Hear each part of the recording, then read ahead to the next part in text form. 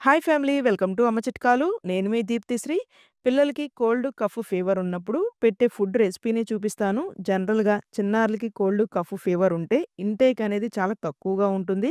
ఆ సమయంలో మీ చిన్నారులకి ఈ రెసిపీని అయితే ట్రై చేయండి. ఈజీగా తయారు చేసుకొని చిన్నారులకైతే పెట్టొచ్చు. 8 నెలల చిన్నారుల దగ్గర నుండి ఏ ఏజ్ పిల్లలకి అయినా ఈ రెసిపీని పెట్టొచ్చు. లంచ్ ఆర్ డిన్నర్ టైంలో ఈ రెసిపీని పెట్టండి. డిన్నర్ టైంలో పెడుతుంటే ఎర్లీ డిన్నర్ అయితే ఇవ్వండి చిన్నారులకి. పిల్లలకి హెల్త్ బాగోనప్పుడు పెట్టే ఫుడ్ వీడియోస్ మీకు మరికొన్ని కావాలి అంటే ఈ వీడియోని లైక్ చేయండి. మొదటిసారి ఛానల్‌ని చూస్తున్న ఇంకా సబ్స్క్రైబ్ చేసుకోకపోయినా దయచేసి ఛానల్‌ని సబ్స్క్రైబ్ చేసుకోండి. ఈ healthy and tasty baby food కోసం గిన్నెలో 1 టేబుల్ స్పూన్ నెయ్యి వేసుకోండి. చిన్నారులకి కఫ్ ఎక్కువగా ఉంటే నెయ్యి బదులు నూనెను వాడండి.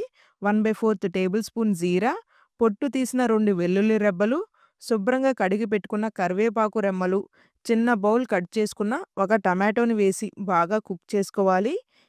టమాటో చక్కగా ఇలా కుక్ అయినప్పుడు దీన్ని చల్లారనిచ్చి మిక్సీ జార్‌లో వేసుకొని గ్రైండ్ అవ్వటానికి కొద్దిగా నీళ్ళని పోసుకొని ఫైన్ పేస్ట్‌లాగా గ్రైండ్ చేసుకొని పక్కన పెట్టుకోండి. ఒక గిన్నెలో 3 టేబుల్ స్పూన్ ఓట్స్‌ని చక్కగా వేయించుకుని 1 టేబుల్ స్పూన్ నెయ్యి వేసుకుని నేతిలో ఓట్స్‌ని చక్కగా వేగనివ్వండి.